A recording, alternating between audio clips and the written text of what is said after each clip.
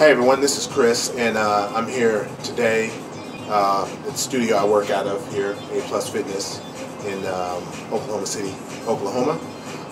So I decided to do this tutorial on the triceps and the tricep exercises because there's a lot of little nuances when working triceps that can help you get more benefit from the exercises that you're doing.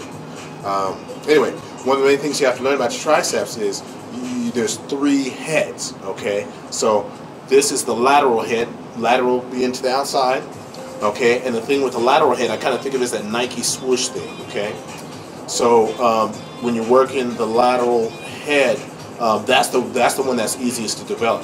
When someone has really well-defined triceps, it's not going to just be this out here. They're going to have the medial head, which is the one here, and then underneath that long head kind of pokes on out.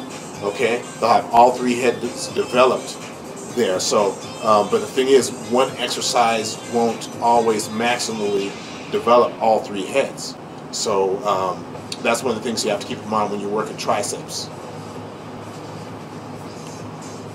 Okay, so I'll be showing you now. I'll be showing you the close grip bench press. So with this close grip bench press here, I do little things a little bit differently with this, okay? Like for example, back when I had started bodybuilding and stuff like that, I always use these grips here, the grip just like that. They call it, the normal grip, okay? And as I got really strong, it put a lot of pressure on my wrists, you see, because the weight will sit back here and it'll make your wrist a longer lever, okay? So after a lot of wrist pain, I switched to holding the bar right here with a false grip. Now, I don't advise the false grip for everybody because with the false grip, you got to be able to hold on to the bar.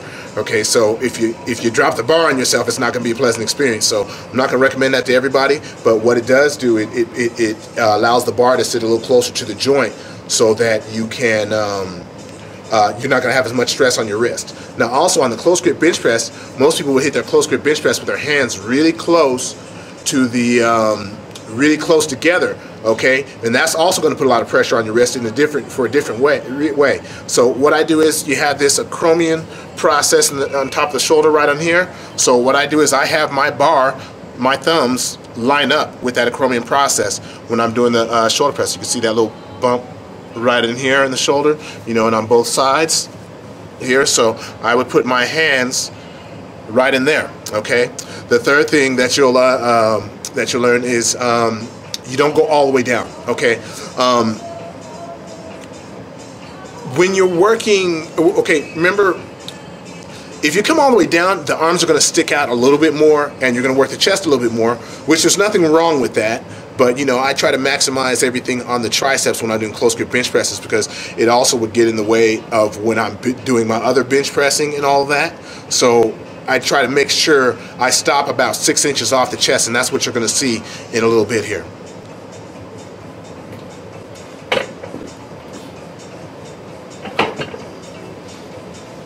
Okay, so I got it. I have my false grip, biacromial width as they call it. With my close grip, and I'm bringing it down, stopping about 6 inches off the chest, making sure that I keep my elbows underneath the bar as I'm lifting, and I'm really working on contracting those triceps and straightening out.